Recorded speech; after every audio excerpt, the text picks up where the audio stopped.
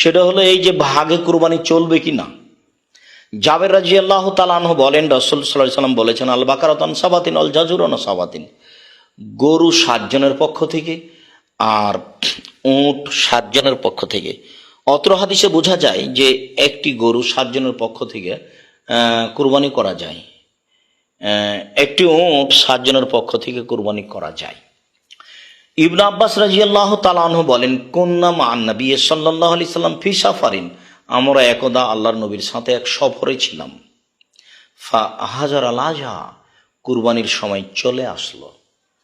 ফাস্তারাকনা feel বাকারাতে সাবাতুন all বাইরে আশারাতুন, আমরা গরুতে 7 জন অংশগ্রহণ করলাম আর উটে 10 জন অংশগ্রহণ করলাম। সম্মানিত দিনী ভাই বোন, অত্র হাদিসগুলি আবার এভাবে এসেছে, রাসূল সাল্লাল্লাহু আলাইহি সাল্লাম বললেন, তোমরা একটি গরুতে 7 জন শরিক হও, একটি গরু একটি উটে 10 জন শরিক হও, এ কথা বললেন। যা ছিল সফরের ব্যাপার এবং যা ছিল জন পক্ষান্তরে মানুষ তার পরিবারের পক্ষ থেকে এবং তার পক্ষ থেকে কুরবানি করবে, তার হাদিস স্পষ্ট।